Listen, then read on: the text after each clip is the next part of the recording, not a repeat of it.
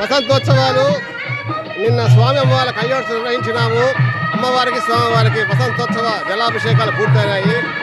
ఆలయ కమిటీ భక్తులు వసంతోత్సవాలు చేసుకుంటున్న దృశ్యమాలిక.